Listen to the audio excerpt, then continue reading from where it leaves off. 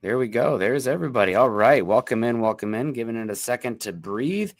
It is unfortunately a loser Monday out here in Broncos country. It's time for an episode of Broncos for Breakfast. I am Nick Kendell, joined by Scott Kennedy. Scott, both of our teams had unfortunate special teams outputs this week, and now they're set to face each other this upcoming week. But we need to stew a little bit off of what could have been and what was, with the Broncos losing to the Kansas City Chiefs, an absolutely gut-wrenching heartache blocked field goal on a chip shot to end up losing 16-14. Would have been the Broncos' first win at Arrowhead since 2015, but alas, 2014, excuse me. But alas, here we are.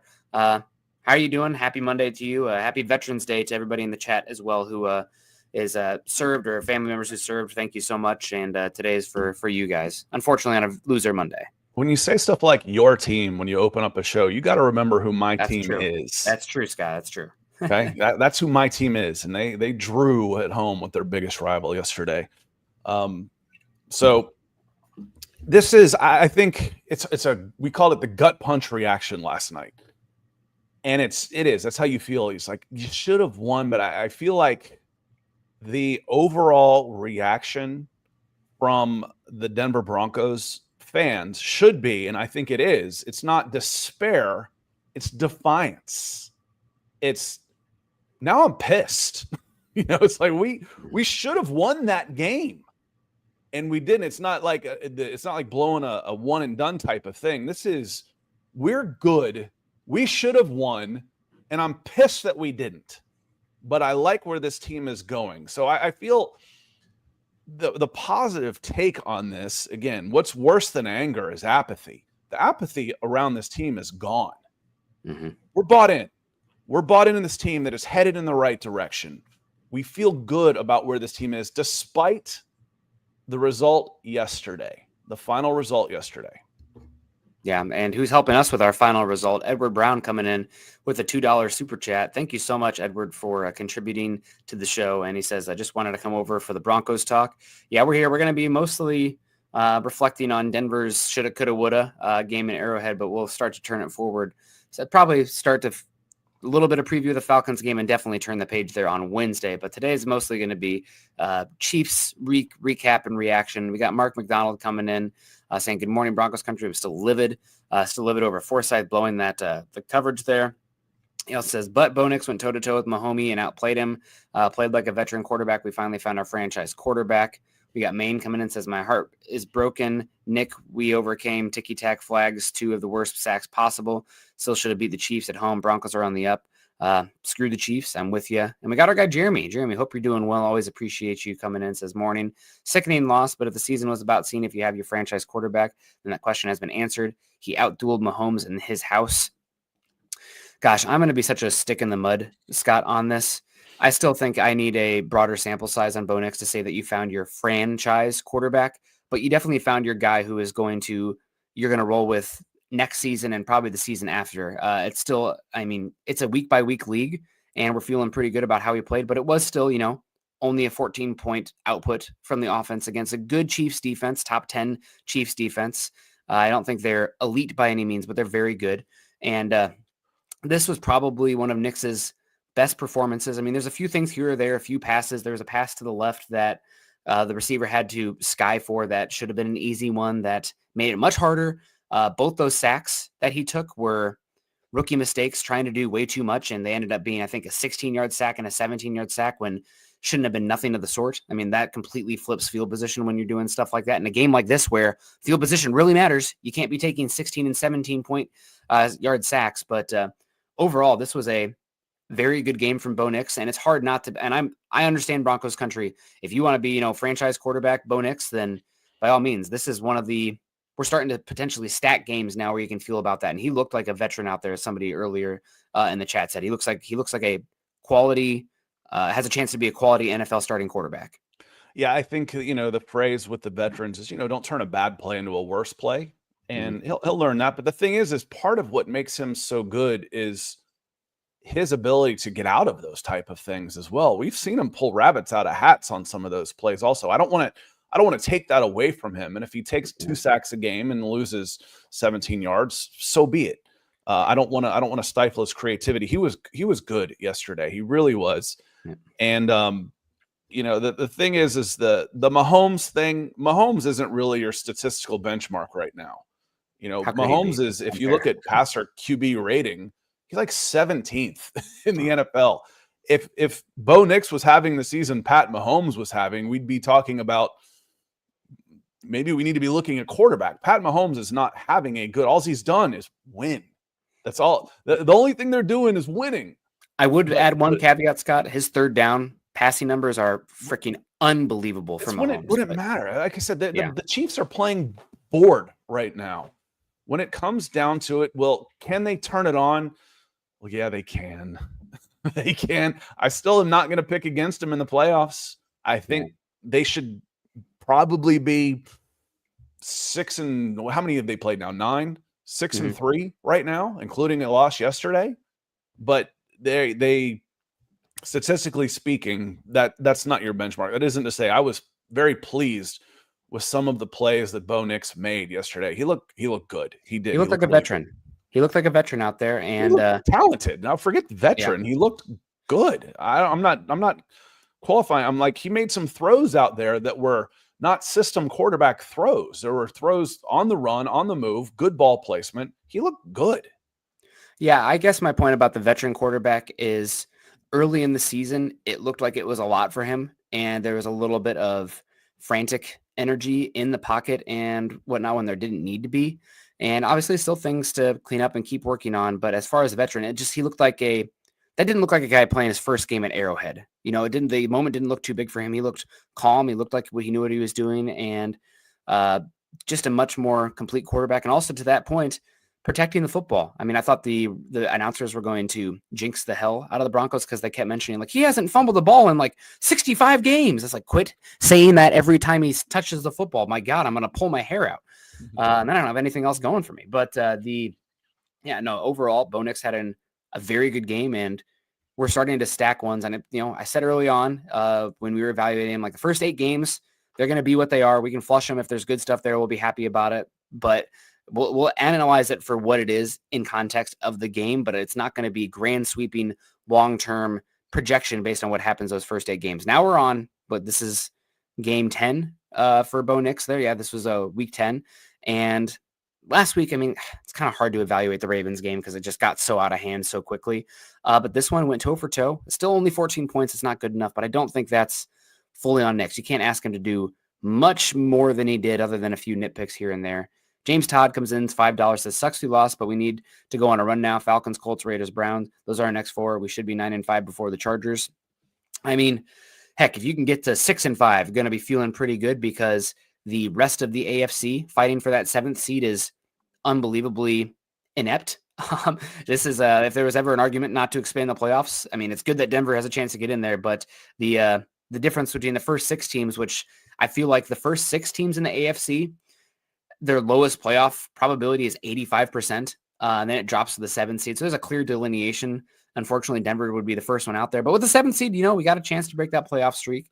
And every single team you are up against as far as that 7th seed has lost. Now, we still have one tonight. Can you believe it, Scott? The Dolphins still have a chance to make the AFC playoffs sitting there at 2-6. I believe it. That's what happens when half the teams make the playoffs and you play for 500, get you in. Again, I hate expanded playoffs.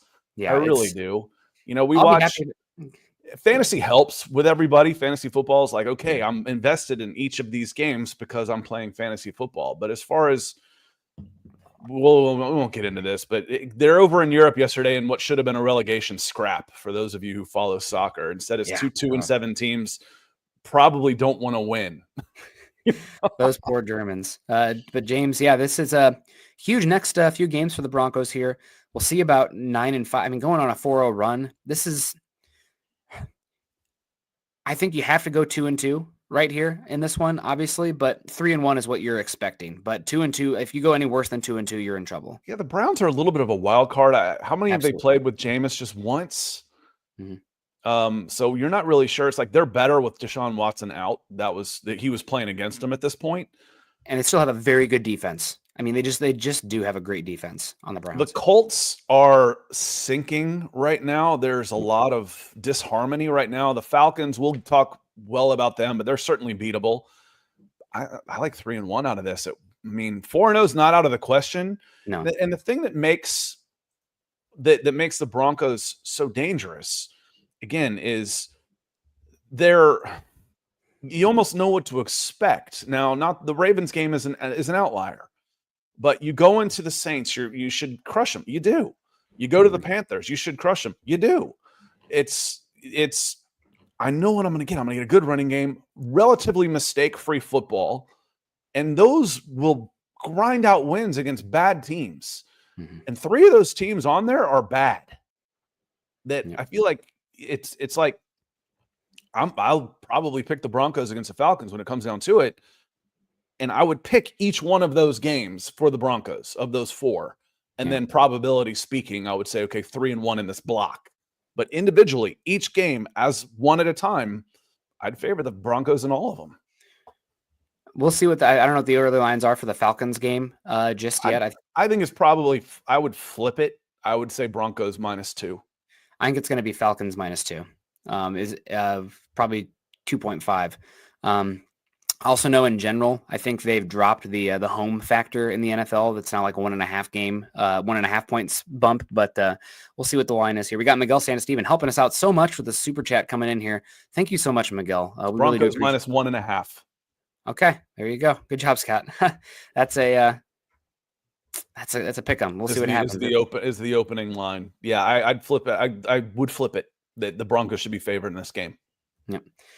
Says, good morning, fellas. That hurt the old ticker. Hope this loss is the straw that broke the camel's back and turns this team into a playoff menace. Go Broncos.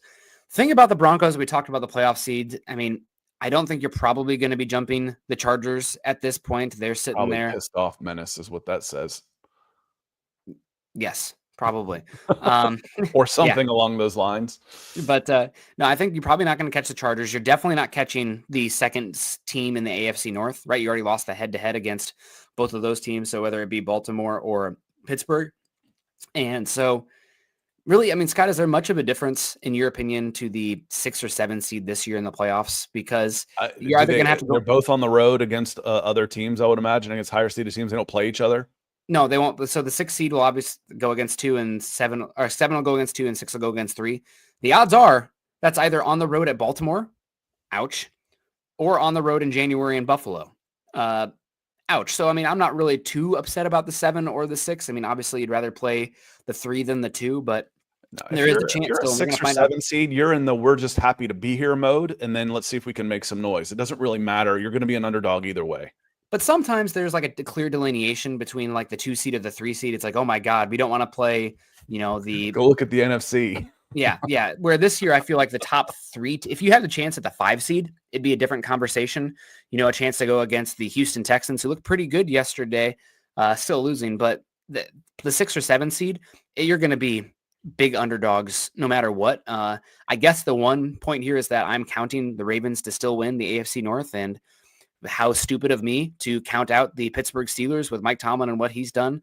And Russell Wilson having a pretty good 3 games out there so far for the Steelers. But I don't know, man. The Ravens are just so talented on offense, and the way Lamar is playing, I'm going to still take the Ravens in that. But the point being, I don't feel too bad about, sinking to the 7 seed without really too much of a chance for the 6 seed at this point. We'll see what happens. You still got a lot to play for, and that could change. But the 7 seed, 6 seed doesn't bother me too much. And every single team you're fighting for with the 7 seed, besides the Dolphins, I think, who have a 5% chance of making the playoffs, according to NFL.com, you have the Bengals lose a heartbreaker on Thursday Night Football. That's the team we have to be looking out for, the Bengals.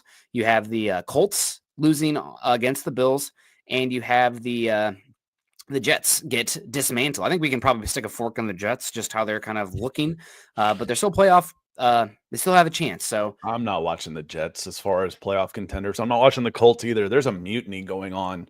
I really like Shane Steichen, and I still always wonder how much meddling gets done above his head, because right now he is just dead set on Joe Flacco to the point of that doesn't sound like a coach. Yeah. He had four turnovers. That they're spiraling. There could be some big changes, including the general manager, that they're spiraling. The Colts are spiraling. Yeah. And just looking at the playoff probabilities here, Scott, again, NFL.com, Denver sitting here. I thought they were at 52%. They must have dropped it down to 51%. Maybe that has to do with the Texans' loss yesterday. It's over now then. Yeah. But the Colts sitting there at 22%, the Bengals at 28%, and the Jets at 13%. You have it in front of you, still all the same. But the two teams that you are up against, still the most likely, and the Colts and the Bengals, mathematically speaking, they're left on your schedule. So you have 6 games left, 7 games left, and you're going to have the chance to stick a fork in them metaphorically as well, because you're going to go the head-to-head. So it'll be interesting to see how Denver does. But the Browns and Colts are at home too. Yep, you get the Browns and Colts at home. I'm really hoping that Week 17 game at the Bengals isn't one that is a must-win for Denver. I mean, you want to get yourself in a situation, because I know the Bengals defense has been bad this season. Joe Burrow is playing at an MVP level. Jamar Chase is playing like the best wide receiver in football. And I don't want to go in a situation on the road in that kind of situation setting where it's a must-win game. I'd love to have at least a little bit of a buffer built in, but we'll see. The one positive here, and maybe Broncos country doesn't want to hear this because we are definitely cheering against the Chiefs three-peat, but if the Kansas City Chiefs can go in and beat the Bills next week on the road, I think the odds of Kansas City playing their starters Week 18 drops a lot. You'd be up 3 games on the Bills and the Ravens and have the head-to-head, so essentially 3.5 games. That one would pretty much, I think you have a 50-50 shot that the Chiefs don't even play their starters at Week 18 game, which would be big for Denver making the playoffs. The Bengals' schedule has been pretty tough. I mean, their schedule might eliminate them. They go at Chargers this week too. Sunday night. Aside from the opening week loss to the Patriots, their losses are at Kansas City by a point, at surprise Commanders team, okay, or that was at home by 5 points in a shootout. Ravens, Eagles. Whew. And then they go at Chargers this week. The schedule may take Cincinnati out of it for you. They essentially have to win 5 of their next 6, I believe is what it is. And they also, not only do they play the Chargers still, Scott, but they have 2 games against the Steelers still on their schedule as well. So very hard that dropping that game against the Patriots Week 1 might come back to bite them. But that seems like the most probable team for Denver to have an issue with down the stretch. And Denver just might make it based on the weakness of the overall AFC, but not making excuses for them or anything. Denver looked like a playoff caliber team, and I do want to get into that a little bit more. Thanks. I saw my dad came in here, Darren Kendall. Shout out to you, Dad, with the $4.99 super chat. We also got a Facebook user. This got to be Michael Ronque. I don't know what's going on with Facebook. Yeah, as soon as I see the Go Broncos. Good to see you, Michael. Hope you're doing well out there in Tucson. Appreciate you. But Scott, this was as my old man said ever eloquently, it was a kick to the groin. Apparently after this game, the Broncos in the locker room, there was tears. A lot of people said they hadn't been in a locker room that upset since the Broncos lost in 2013 playoffs. So almost over a decade now. I think that was Andrew Mason who maybe mentioned that. Nick Bonito after the game saying, I can't remember his direct quote. I loved it though. He's like, do you take anything from this? No, we freaking lost. There's nothing to build on here. You lose or you win. No moral victories. So I like that mentality from them. Obviously, Broncos country, you can feel how you want. And I like the nose to the grindstone. My biggest concern here, and we'll find out. So last week we talked about it. I'm like, okay, we're going to find out about the culture, the work ethic of this team, because you got embarrassed by the Ravens, and now you go on the road against Kansas City. It'd be real easy to come out and look soft in this one, have some bad tackling, and kind of fall apart because that's what the Broncos have done historically before Sean Payton. Now you have a different kind of refocus. This is one that might take a little bit of time to get over, right? You had them. Sean Payton said people outplayed them. Players in the locker room crying after the game. There's no time to feel upset about it. You have a playoff caliber team in the Falcons coming in, and you're on a 2-game skid. You have to have this game against the Falcons this upcoming week. You cannot lose 3 in a row. I mean, you can. We just talked about the weakness of the AFC, but I mean, they have to have the mentality that they need to get their stuff together, put that behind them, and go out and get a win. And this is just a different type of fortitude that's going to be required to get over this Chiefs loss. Yeah, when we start talking about these wins and losses and stuff and these teams, it's almost like we're doing simulations and we're not taking the human factor into it, which is huge. Yep. But I just think from what I've seen from this Broncos team that, again, it'll be defiance instead of depression. that hits over the next couple of days. And I don't expect this to have a hangover effect. In fact, I think it should have a springboard effect, that this team should be, okay, this is still in front of us. We are a playoff team. Let's go out there and prove it. So again, it's defiance rather than depression coming off of this loss with Kansas City is how I see this team responding. I hope you're right. And it feels like every single chance where they've had to answer the culture question, for the most part, they have. It's just, this is a getting shellacked, which they absolutely were, versus the Ravens. That's easy to kind of just, flush it like bad game, move on to the next one. This one feels different, and I'm curious to see how a young team who has not been in these situations. I mean, Denver hasn't had a heartbreaking game. They haven't been in games that matter like this for the most part for a long time. So to have the rug pulled out from under you on a, gosh, you make that kick 99 times out of 100 in the NFL, to have that happen and play as well as you did and still lose is unfortunate. So I'm really curious to see how this team responds. I'm hoping you're right, Scott. They come out and play angry this upcoming game, but I could see it also be one where the focus might be hard. There might be a little bit of an emotional letdown. I'm not saying that will happen for sure, but this is a different type of response and circling the wagons and focused after a loss like this.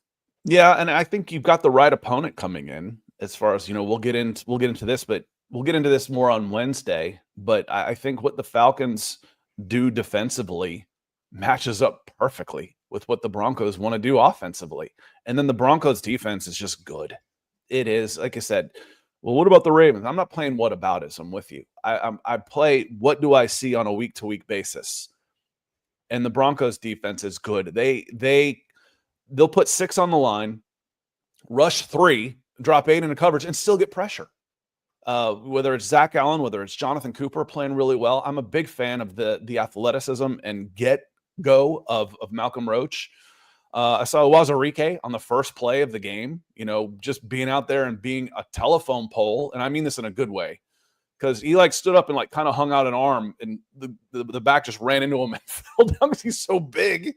Mm-hmm. That this team, as far as the individuals, are starting to play at a level where we're like, okay, there's some players out there. It's not just all scheming. It's not just a bunch of scrappy guys. Riley Moss is playing really well on the other side of Surtain.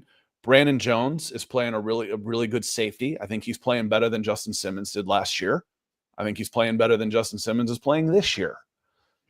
That there's an upgrade there. That this if you can play mistake-free football on offense, and then count on your defense and special teams to win, including field position, and it's been a winning formula for the Denver Broncos. It was a winning formula yesterday for the most part until that special teams, and again, that's 1 in 100.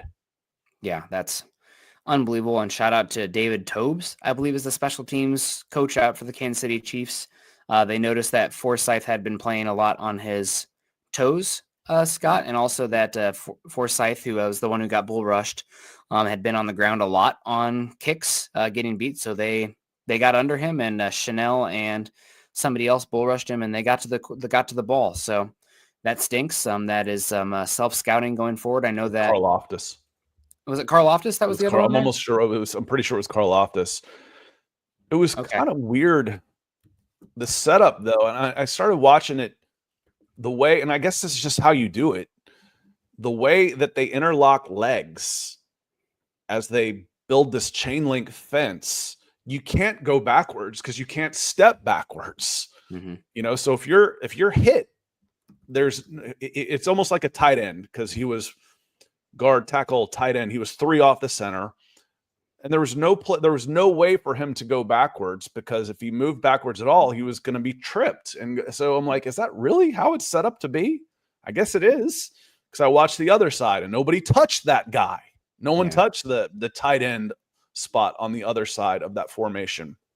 Yeah. So I thought it was Dana was the other guy out there. I thought it was Dana. They kept saying Carl Loftus, and I thought he was 54, but I thought it was 54 that came in and got it. Doesn't matter. Someone went right through him and offered little resistance, and we know who it was on the Broncos side, and he went right on his butt.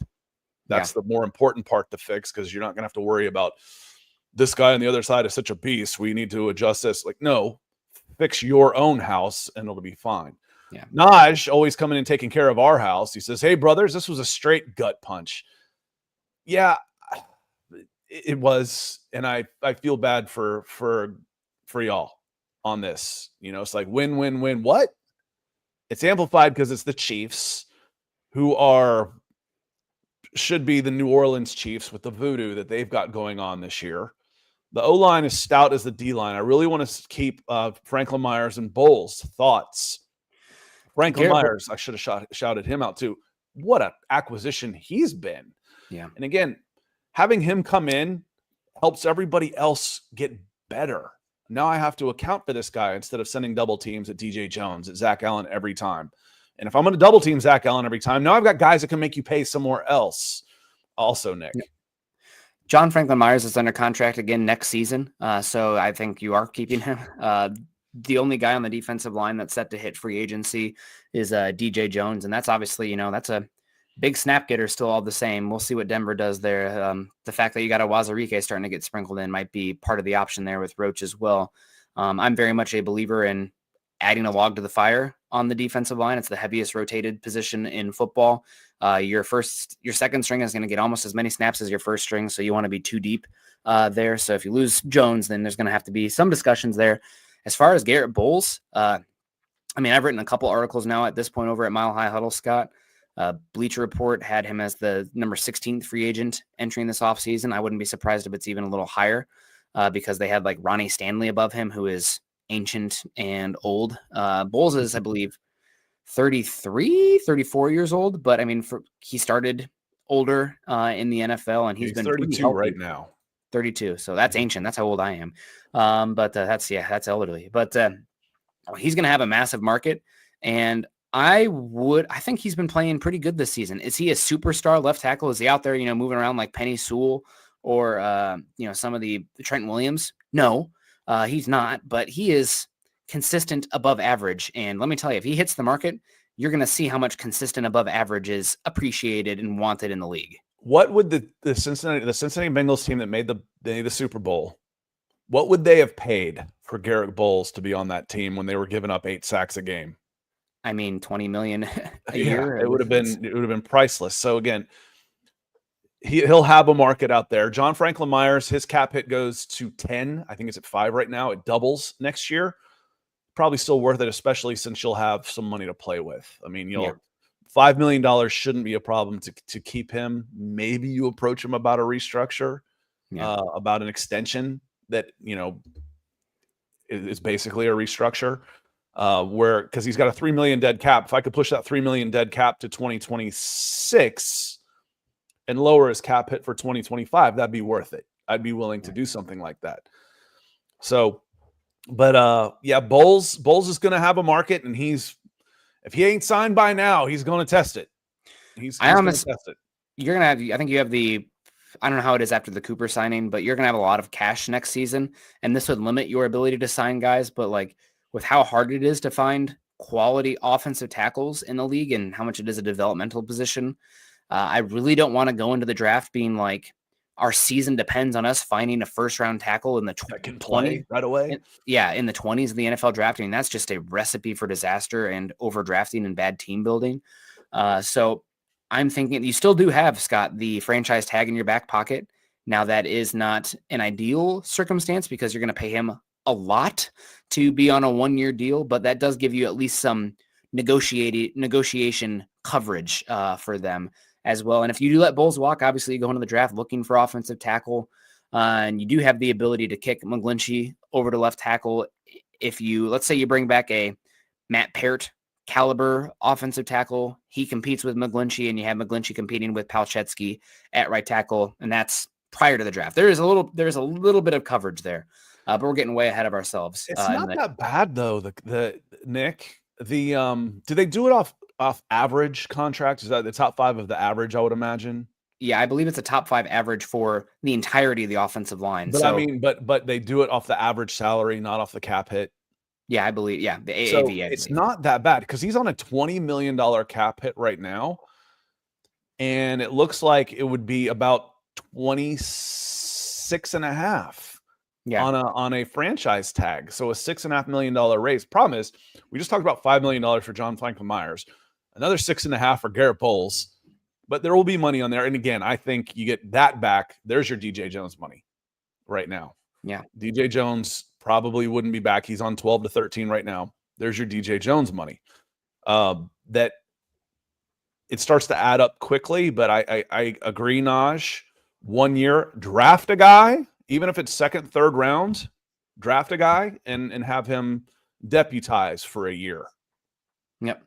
That's I believe that's probably the move for this team, but we will see. I do know that they are, from what I've heard, Ashton Genty is pretty high on the Broncos list of wishes as well. They might not have a chance to draft him, though, in a weaker draft class with how he is playing. But look for Denver to also add a running back fairly early in the upcoming draft as well. So talking about standout players, obviously it's too bad the Broncos end up losing this game. Scott, I wanted to give out a shout out to a guy who I think had maybe the best game of his Bronco career to date. Was an absolute menace in this game. Nick Bonito. Nick Bonito was in the backfield constantly in this game. And I kind of talked on Twitter about it a little bit before this. Zach Allen coming off the most double teams he's ever had in his career against the Ravens. That means somebody has a one-on-one. If you have constant one-on-ones, especially with your edges, you need to start getting after it a little bit in those opportunities. Now, granted, Chiefs lost Wanya Morris, a starting left tackle, and played, I'm not going to try to pronounce his name, the BYU tackle that they took in the second round last year, was started weeks 1 and 2 and got benched. Nick Bonito beat up You remember backups. what I thought about him at the Senior Bowl? Wasn't that the guy that was at the Senior Bowl last year? And I just like, no. I don't think so. Maybe he was. Kingsley Sutamania. He was there. Yeah, he was there. And he wasn't he was stiff as a board. I don't remember if he was at the Senior Bowl. Yeah, he was at the Senior Bowl. Sutamania, but he strong player, might end up being at a guard, given the stiffness there, Scott, but the power and explosiveness he still has. But Bonito had an unbelievable game on this one. I don't have the PFF stats out yet, but he was in the backfield constantly. I mean, the only negative was there was a few plays where he did not completely wrap up, but he had one sack. He had one taken away by a defensive illegal contact that, Scott, I don't know if you saw it, but it looked, unless they called it on the wrong guy, I am beside myself with that call. He had one where he flung Mahomes around that he just chucked it up, and I don't know how it wasn't a intentional grounding because there was nobody. It went over the head of two other receivers, but way out of bounds, and it was far enough down. It went over the head of two receivers that's close enough. Because I remember I saw that someone made that comment yesterday and last night, and I watched the game last night, and I was like, that must have been the play that they were talking about, and that's not. The only reason is because it was intentionally out of bounds, but it was close enough within the proximity going over the heads of two other receivers that they're not going to call that. I'll tell you this. If Knicks did that, it's intentional grounding. If it's Mahomes, they're giving it to him.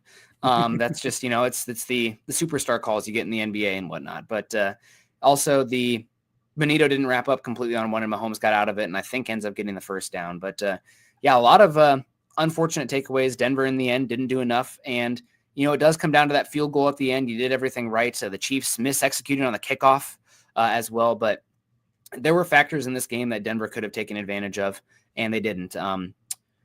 Really, my big takeaway, this is the margins of these games. So it feels like nitpicking, right? But obviously you have Knicks taking some bad sacks at flip field position. You had a bad punt from Dixon, I believe was like a 30-yarder. That might have been the one right before the Chiefs scored the touchdown. And you also have the defense, who had a great game, Scott, no doubt. But there were a few 3rd and 8+ that were highly improbable conversions that, like, you want your defense to flex there and get off the field. And Mahomes did some Mahomes things and made the first down. Now, granted, that's going to happen from time to time. The Chiefs still did not have an unbelievable game overall, going 7 for 16 on 3rd downs. But you hope on some of those ones that Mahomes makes magic happen. Somebody make a play, and we just did not get that play. Yeah, the nitpicking is one thing, but the big stat, you got goose egged in the second half. That's not winning football. No.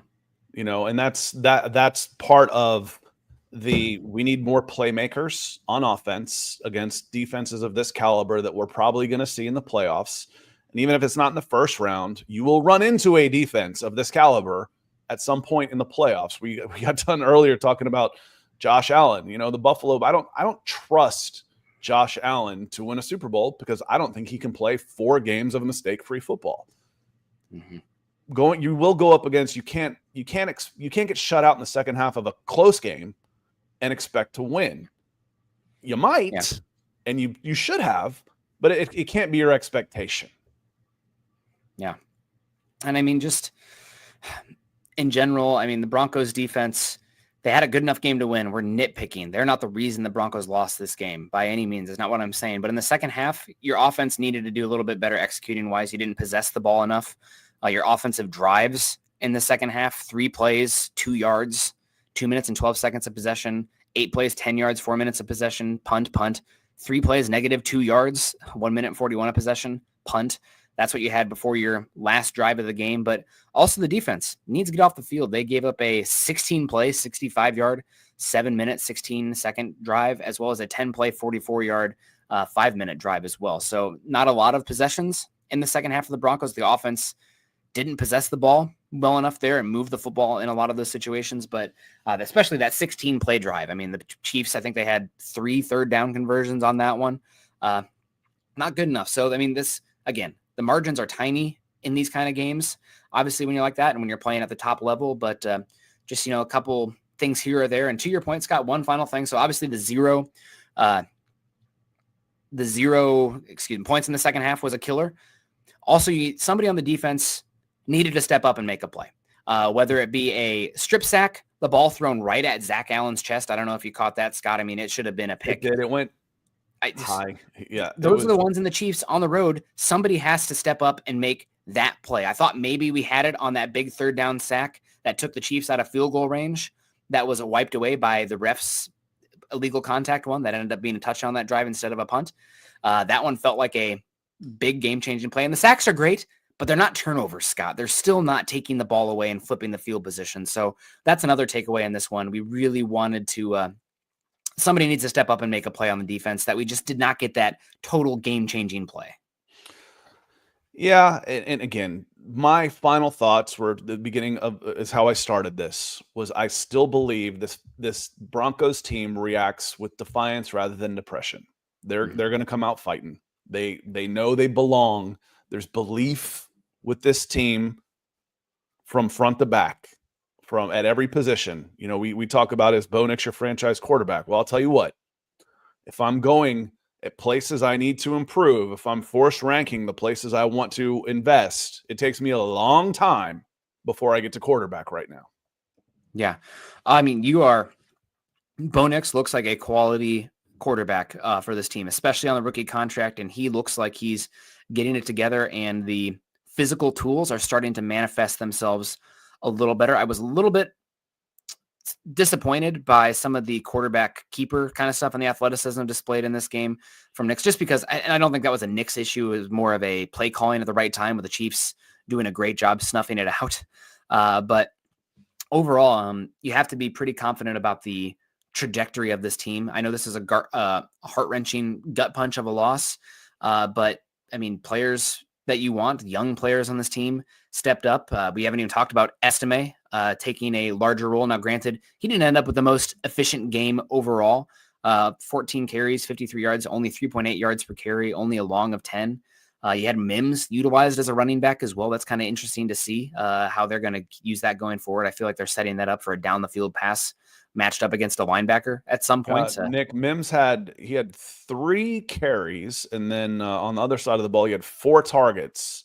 So, and he caught it all 4 times. So 7 touches. I only saw 1 of those beyond the line of scrimmage. So yeah, he played running back. He played essentially right. I do think at some point you're going to get him matched up in space with a linebacker if you're using him in that alignment, and there might be a kill shot there. Why don't we see it this week? What do you worry about then, Nick? You don't like small guys there. Why?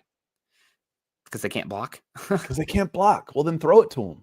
Yeah, you have to have the quarterback smart enough to know to get rid of the ball in time and read that pre-snap. I think you do. I don't think you have any problem with Nick's getting rid of the ball quickly. We saw that the first 3 weeks.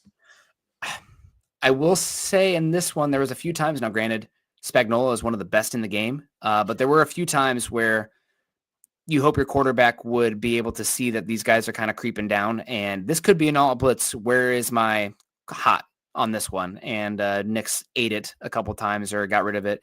So that stuff, again, guy in his 10th start of his career with a team that's lacking weapons on offense. It's not an indictment. It's just something like, okay, we want to get a little bit better in this area. That's an area to improve upon as a cerebral quarterback. But overall, Denver loses this one. They still have everything they want in front of them this season. Obviously, this loss probably definitely firmly takes them out of contention in the AFC West. That was probably the case with a win here anyways. But now you're in the playoff realm for Denver. And your three biggest opponents as far as the 6 seed, 7 seed go, you still have left on the schedule. So big game coming up next week. This is a heartbreaking one. I said it last week. I'll say it again. We're going to find out a lot about the mentality, the fortitude, the culture of this team, how much they can circle the wagons, get over that loss, let it fuel them, not let it distract them, and finish out the season strong. Regardless, though, ahead of schedule and a team that is ascending in Broncos country should be excited about the big picture of this team. Well, I'm gonna finish. I'm gonna go back to Naj here because I wanted to comment on this. I didn't because he had so many good points. He says the O line is as stout as the D line. What was the phrase I used ad nauseum our first 2 years doing this that I got sick of hearing myself say it, Nick? Talking about the Broncos in the trenches. When you lose bullied. When you lose every time, you're going to be hard. Yep. Every time they went up against somebody that would punch them in the mouth, they were bullied. That ain't the case anymore.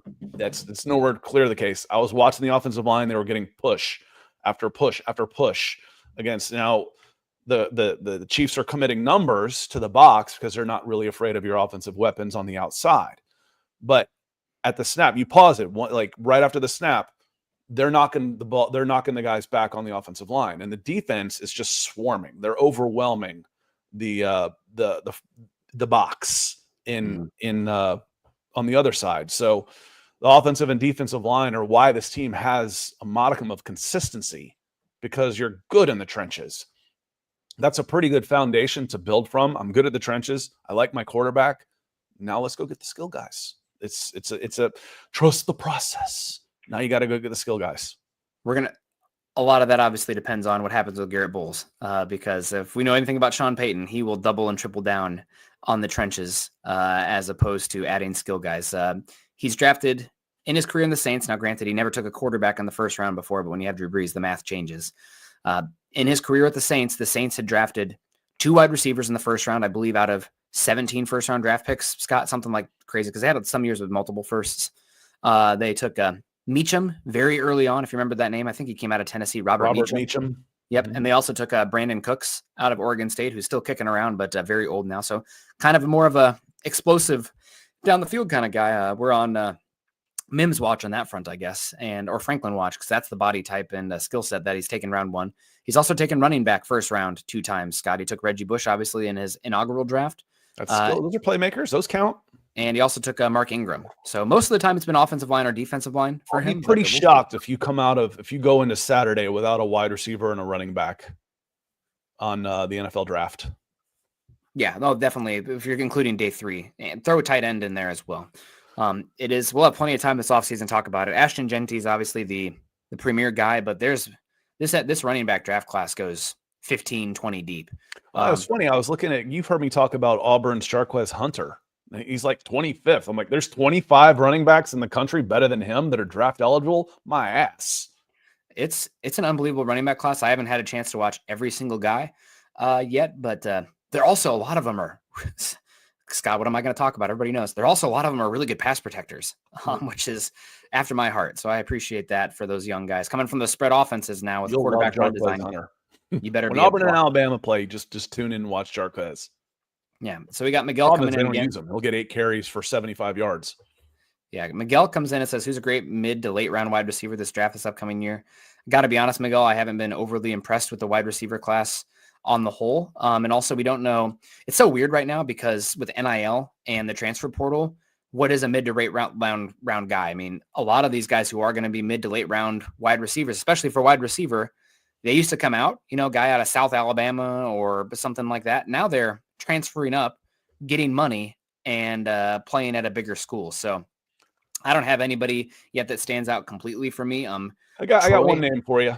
Okay. I'll put him Miguel. I'll put him in the again, because I've watched Auburn and Florida more than anybody, so I can say would these guys qualify? And I dropped the link in here. in the chat, Keandre Lambert-Smith is a Penn State transfer to Auburn, and Auburn's quarterback situation is horrendous. And Keandre Lambert-Smith is really, really good. He's not super toolsy. He's not all that big. He's not going to go run a 4.3. All he does is get open and make catches. And those are the kind of guys you get based on production later on in the draft. So Keandre Lambert-Smith, Auburn, should be a good mid-round day 3 type guy. For me, I'm going to give a shout out to a small school guy who just running by everybody. But again, I think he's probably going to transfer up and make some money. But his name is Devontae Ross out of Troy. This season, Scott, Troy is dreadful. I think they only have 1 or 2 wins.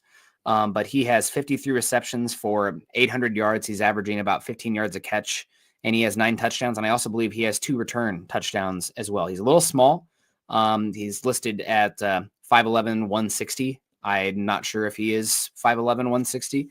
But again, not coming in from Alabama or one of these awesome programs with strength and conditioning. But he is explosive as heck. He's probably going to transfer up. He'll probably be at Oregon next year, making $1 million and have a chance to go top 100 in 2026. You might have gotten to watch Chimere Dike up at Wisconsin. I like him too. Like I said, I watch Auburn and Florida the most, business reasons. Chimere Dike is a really good kick return or return man, punt returner. And again, 6 foot, 195. So not toolsy, crazy, just very productive. So another player you can watch. He'd probably be a day 3 guy if he ends up getting drafted. So 2 guys I really like as football players. So you're either looking for the freak, the unproductive freak on day 3, or the non-toolsy, really good football players on day 3. And Keandre Lambert-Smith and Chimere Dike at Auburn and Florida both qualify. Yeah. I don't think it's the best wide receiver draft coming up, but we'll see how it plays out. It looks really good at running back and tight end, 2 positions the Broncos definitely need. But overall, Scott, and before we're wrapping it up, because it is time, Denver loses a heartbreaker. It's too bad it came down to that. But Denver, we'll see what this means for this team going forward. Obviously, a lot of Broncos country looking for the moral victories here. Broncos, the locker room didn't feel that way. Chiefs have been playing close games with everybody this season. It's not like the Chiefs have been blowing teams out and then Denver played a close one. They'll be in it. Everybody is. Everybody's in. So that's my takeaway. I'm still wait and see on the overall. What does it mean for the Broncos big picture? Because this isn't like they were going into Saban era Alabama and played a close one that you can translate. Everybody's been playing this Chiefs team close. They have not gotten them yet. I think we'll see what happens at Buffalo this week. But this can be a springboard for this team going forward, or it can be something that takes a few weeks to get over, and that could be the make or break of the season for the Broncos. So we'll see what happens with the Falcons next week. Yeah, we'll get into that on Wednesday. Looking forward to it. If there's any teams we know that we can break down individual matchups, et cetera, and then pick the wrong game, pick the wrong winners, it'll be the Denver Broncos and Atlanta Falcons. Yeah, my big takeaway for this one for the Broncos, just an early thought on it. No team in the NFL runs outside zone as much as the Falcons do. They want to run outside zone. I think it's, if you look at the PFF numbers, they run zone at like 80% of the run plays, where I don't think anybody else in the NFL is even like close to 50. And also they are going to try to isolate players. They'll use a lot of pre-snap motion, kick like a guy out from the slot out wide, trying to mess with your numbers. And this is going to be a huge game for the Broncos for Jaquan McMillan, because everything the Falcons are doing is putting stress on your nickel player. Outside zone, you better hold up in the pass game. You better hold up setting the edge. They are going to run it towards you. And also the Broncos edge setters on defense. Nick Bonito, great game this week.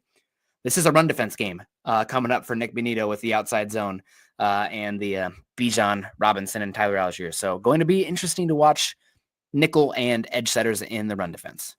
Yeah, we'll get into that. All the things, like the Falcons offense looks really good, but hell, they haven't played a defense like the Broncos since maybe the Chiefs in week 3. I think it was in week 3. So it's been a while. Yeah. The one thing Kirk can't move. That's why they're using pistol right now. And he's good. He's good at the blitz, but we'll get into all that. We're going to get out of here, and Michael's going to close us out. I did want to say one more thing. A lot of talk in here. I love you guys for it. A lot of talk already about the offseason and the NFL draft. The Broncos are in the midst of things right now. obviously, with the playoff hunt. But if you guys are wanting NFL draft centered Broncos coverage, I don't think anybody talks about it as much as Scott and I will. So once the offseason comes, or once the Broncos are out of the playoff, I mean, we're already, if you guys give super chats, we're going to talk about it, of course. But there'll be plenty of draft talk this offseason for the Broncos. That'll be a lot of fun. And you guys won't want to go anywhere with that. Once the season's over, our season is still very much in swing. So we're out of here, Nick. Why don't you sign us off? Yeah, thank you so much, Michael Bronquillo. I'm sure you're a great show today, Nick and Scott on Broncos for Breakfast. Shout out to Michael, Miguel Santa-Steven, James Todd, Edward Brown, the old man, Darren Kendall, Naj coming in as well. Thank you so much for the support, everybody. Make sure you're following Scott and I on Twitter. Scott's at Scout Kennedy. I'm at Nick Kendall, MHH. Also follow us at Mile High Huddle. If you haven't done so yet, we're over at facebook.com/Mile High Huddle and facebook.com/Mile High Huddle pod. And subscribe, like, and share over on YouTube. Really an unfortunate loss for the Broncos, Scott, but hard not to feel this team is going in the right direction, and Bo Nix potentially the best game of his young career to date. We've said it from the beginning of the season. If this team can be competitive and find out what they have with Bo Nix and be an ascending, growing team towards the offseason, that's considered a win in our book. And right now, Scott, it looks like check in all three of those. So it hurts right now, hurts in the immediate because you feel like you let that one get away. But the big picture, this team is on track, if not ahead of schedule, and it's hard not to be optimistic about what that means for this team. Yeah, you offer 5-5 at the beginning of the year to Broncos fans. I think most are taking it. With Bo Nix looking the way he is. Mm-hmm. Yep. Without a doubt. This team is ahead of schedule for sure. Yep. So unfortunate to lose that one for Denver. Obviously areas they got to do better in, but we'll let them get away. And it's also unfortunate, Scott, because I think week 18, you have a chance the Chiefs backups might be playing. We'll see how that plays out. And that'll always be the Chiefs fans. Well, you guys only beat us because we were playing our backups. I mean, if that gets us in the playoffs, whatever. But we'll see what happens there. But Denver gave it to them and ended up losing a heartbreaker. We'll see how they respond going forward. Everyone have a great rest of your day. Happy Veterans Day once again. Have a good Monday. Continue to choose kindness and compassion. And as always, go Broncos.